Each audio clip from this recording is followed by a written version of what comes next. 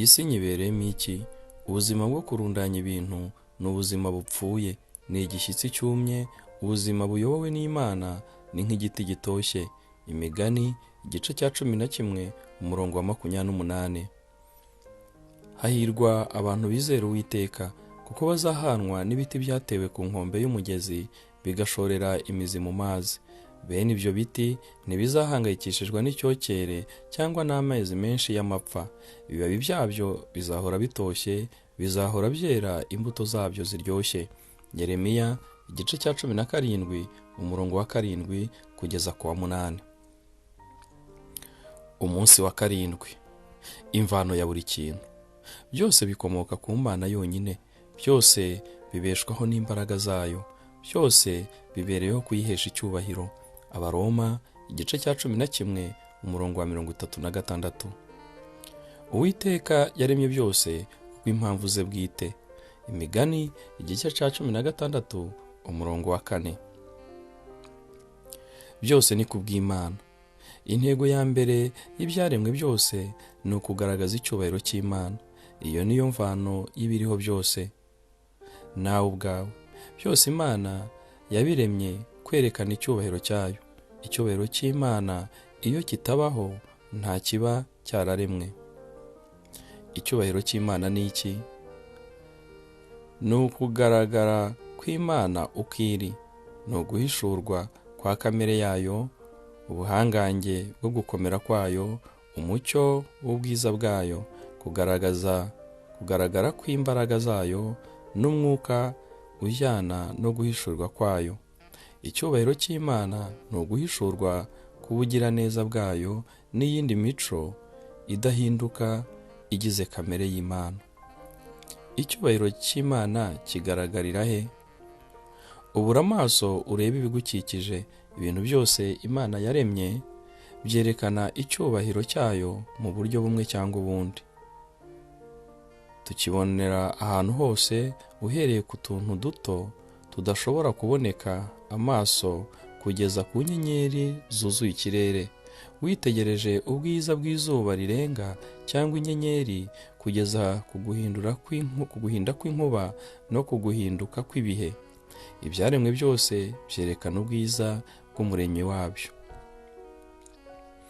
Iyo turebye ibidukikije bitwereka ko Imana ifite imbaraga, ko yishimira ibintu bidasa, ko ikunda ubwiza, ko igira gahunda, ko ifite ubwenge kandi ikamenya guhanga. Bibiliya iravuga ngo ijuru rivuga icyubahiro cy'Imana. Uko ibihe bisimburana, Imana yagiye ihishurira abantu icyubahiro cyayo mu buryo butandukanye.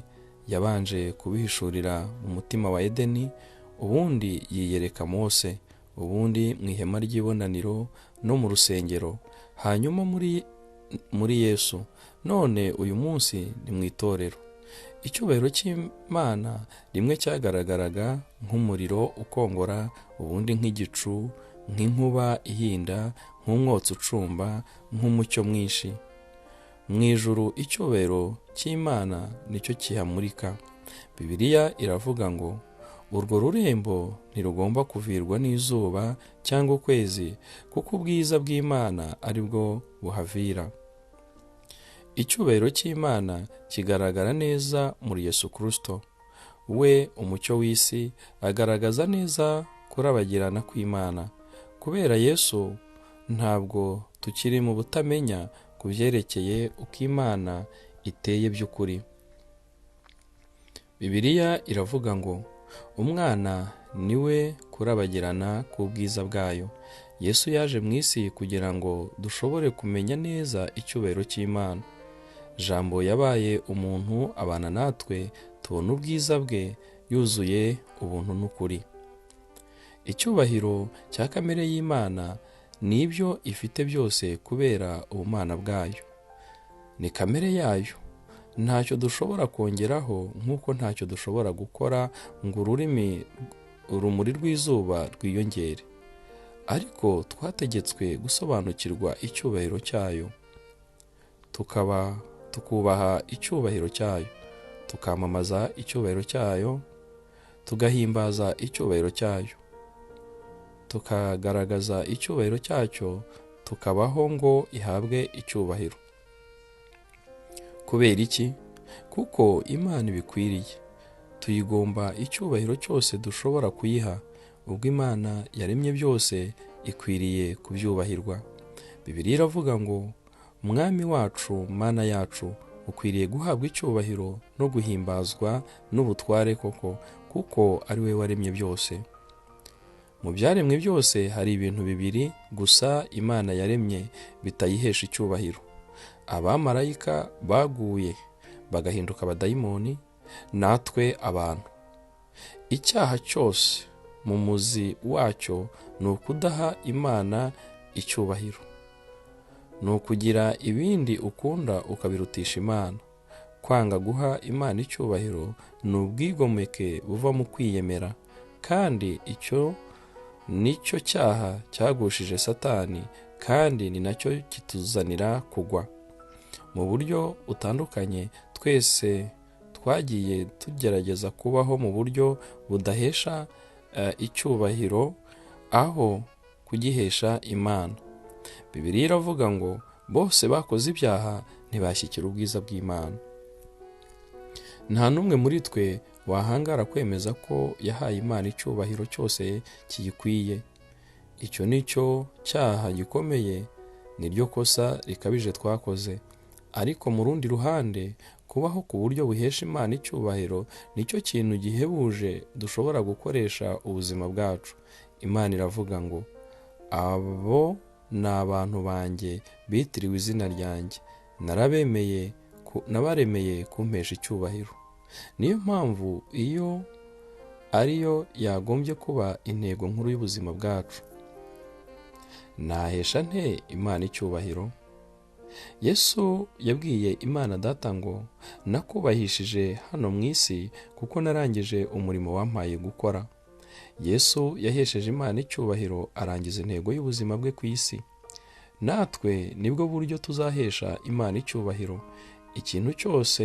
Ikintu icyo ari cyo cyose mu byaremwe, iyo gishohoje icyo cyaremewe, bihesha Imana icyubahiro.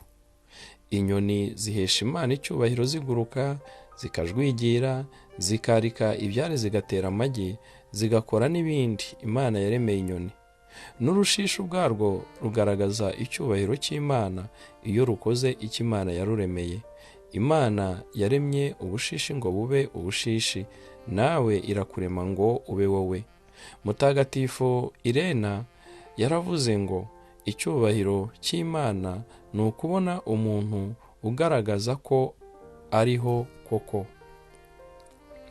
Hari uburyo bwinshi bwo guhesha Imana icyubahiro, ariko bwose bushobora kubumbirwa mu ncamake y'intego eshanu Imana yari ifite ikurema. Ibice bisigaye by'iki gitabo birazivugaho mu buryo burambuye, ariko reka hano nzibahe mu ncamake. Duhesha Imana icyubahiro iyo tuyiramya. Kuramya Imana niwo murimo wa mbere tugomba Imana. Turamya Imana tuyinezeza. C.S. Lewis yaravuze ngo, ubwo Imana yadutegekaga kuyiramya, yaduhaye ubutumire ngo tuyegere tuyinezererwe. Imana ishaka ko kuramya kwacu kuba guturutse mu rukundo, mu ishimwe no kuyinezererwa aho kuba agahato. John Piper yaravuze ngo, Imana ihabwa icyubahiro muri twe iyo dusendereye umunezero ku bwayo. Kuramya birenze cyane guhimbaza Imana, kuyiririmbira no kuyisenga. Kuramya nyakuri ni uburyo bwo kubaho tunezerewe Imana, tukayikunda, kandi tukitanga ngo dusohoze imigambi yayo. Iyo utanze ubuzima bwawe ngo buheshe Imana icyubahiro, buri kintu cyose ukora gishobora guhinduka igikorwa cyo guhimbaza Imana. Bibiliya iravuga ngo, mutange imibiri yanyu ibe ibikoresho cyo gukora ibyo gukiranuka, kugira ngo Imana ihabwe icyubahiro. Duhesha Imana icyubahiro dukunda bene Data. Ubwo wavukaga ubwa kabiri, winjiye mu muryango w'Imana, gukurikira Kristo si ukwizera gusa, harimo no kugira aho ubarizwa no kwiga gukunda umuryango w'Imana. Yohana yaranditse ngo urukundo dukunda bene data rwerekana ko twavuye mu rupfu tukagera mu bugingo. Pawulo nawe yaranditse ngo mwemerane nk'uko Kristo yabemeye kugira ngo Imana ihimbazwe. Ni inshingano yawe kwiga gukunda nk'uko Imana ikunda, kuko Imana ni urukundo kandi gukunda birayubahisha. Yesu yaravuze ngo mukundane nk'uko nabakunze, ibyo ni byo byose bizabamenyeraho ko muri abigishwa banjye nimukundana. Duhesha Imana icyubahiro duhinduka tugasa na Kristo. Iyo tumaze kuvukira mu muryango w'Imana yifuza kudukura tukagera ku kigero gishyitse. Ubwo rero twaba dusa dute? Ikigero cy'ubukuru mu mwuka ni ugusa na Kristo mu mitekerereze, amarangamutima n'imikorere. Uko ugenda urushaho gusa na Kristo niko uzarushaho guhesha Imana icyubahiro. Bibiliya iravuga ngo uko umwuka wa Kristo arushaho gukorera muri twe, tugenda duhindurwa tukarushaho gusa nawe kandi tukarushaho kugaragaza ubwiza bwe. Imana yaguhaye ubugingo bushya na kamere nshya umunsi wemeye Kristo. Kuva ubwo Imana ishaka gukomeza uwo murimo wo guhindura kamere yawe igihe gisigaye cyo kubaho kwawe. Bibiliya iravuga ngo muhore mwuzuye imbuto ziva mu gakiza kanyu, ari byo bintu byiza bizanwa no mu buzima bwanyu na Yesu Kristo, kuko ibyo bizahesha Imana ishimwe no guhimbazwa. Duhesha Imana icyubahiro iyo dufashisha abandi impano zacu. Buri wese muri twe yaremwe n'Imana mu buryo bwihariye, imuha ubuhanga, impano, ubugeni n'ubushobozi. Uburyo Imana yaguteranije ntabwo ari impanuka. Imana ntabwo yaguhaye ubushobozi ifite ngo ubwikoreshereze ku nyungu zawe bwite. Wabuherewe kugira ngo ubukoreshereze abandi nk'uko n'abandi bahawe ubwo bafite ngo nabo bakugirire umumaro. Bibiliya iravuga ngo Imana yahaye buri umwe muri mwe ku mpano zayo z'uburyo bwinshi, muzikoreshe neza kugira ngo ubuntu bw'Imana bugaragarire muri mwe. Wahamagariwe gufasha abandi. Jya ubikorana imbaraga zose n'umwete Imana itanga. Nibigenda bityo Imana izahabwa icyubahiro. Duhesha Imana icyubahiro tubwira abandi ibyayo. Imana ntabwo yifuza ko urukundo n'imigambi byayo bigirwa ubwiru. Iyo umaze kumenya ukuri, yifuza ko ugusangiza n'abandi. Uwo ni umugisha ukomeye kugeza abandi kuri Yesu, ukabafasha guhishurirwa intego y'ubuzima bwabo, ukabategurira kurangwa ubugingo bw'iteka. Bibiliya iravuga ngo uko ubuntu bw'Imana burushaho kuzana abantu kuri Kristo, niko n'Imana izarushaho guhabwa icyubahiro. Ni uwuhe mugambi w'ubuzima bwawe? Kubaho igihe gisigaye cy'ubuzima bwawe ugambiriye guhesha Imana icyubahiro bizasaba guhindura ibyo uha agaciro ka mbere, uburyo ukoresha igihe, abo musabana ndetse n'ibindi byose. Hari ubwo bizasaba guhitamo inzira ikomeye aho guca mu yoroshye. Na Yesu ubwe yarwanye iyo ntambara ubwo igihe cye cyo kujya ku musaraba cyari cyegereje. Yavuze ijwi rirenga agira ati, none umutima wanjye urahagaze, kandi navuga iki? Nti Data nkiza undokore iki gihe, kandi ari byo byanzanye ngo nkigeremo. Ahubwo Data ubahiriza izina ryawe. Yesu yari ageze mu mayira abiri agomba guhitamo. Ese yemeye gusohoza umugambi wamuzanye aheshe Imana icyubahiro, cyangwa asubire inyuma ajye kwiberaho ubuzima bworoshye bwirebaho gusa? Nawe ayo niyo mahitamo ari imbere yawe. Ese uzahitamo kwikurikirira intego zawe bwite, wishakire ubuzima bworoshye n'ibikunezeza, cyangwa se uzahitamo kumara igihe gisigaye cy'ubuzima bwawe ushaka icyubahiro cy'Imana, uzirikana ko yasezeranije ibihembo mu buzima buhoraho? Bibiliya iravuga ngo umuntu wese wihambira kuri ubu bugingo uko buri aba bwangije, ariko iyo wemereye kuburekura uzabugumana iteka, ari ubugingo bw'ukuri kandi bw'iteka. Igihe kirageze ngo ukemure iki kibazo. Ugiye kubaho ute? Wirebaho ubwawe cyangwa ukorera Imana? Ushobora kumva ufite gushidikanya ko wibwira ko utashobora kubona imbaraga zo kubaho ku bw'Imana. Ntuvunike. Imana izaguha ibyo uzakenera byose bizagufasha kubigeraho nuramuka uhisemo kubaho ku bwayo. Bibiliya iravuga ngo ibintu byose bitanga ubugingo bunezeza Imana, twabihawe mu buryo bw'igitangaza kubwo kumenya mu buryo bwihariye kandi bw'ikoramutima uwaduhamagariye kwegera Imana. Ubu usoma aya magambo, Imana irakurarikira kubaho uyihesha icyubahiro kubwo gusohoza imigambi yakuremeye. Nibwo buryo bwonyine bwo kubaho by'ukuri. Ubundi buryo busigaye ni ukubona iminsi ishira. Umunsi nyakuri butangira, ubuzima nyakuri butangira iyo wiyeguriye Yesu Kristo burundu. Niba utizera ko ibi wabikoze, nta kindi ukeneye uretse kumwakira no kumwizera. Bibiliya iduha isezerano ko abamwemeye bose bakizera izina rye yabahaye ubushobozi bwo kuba abana b'Imana. Ese wakwemera ukakira iyo mpano y'Imana? Icya mbere, wizere.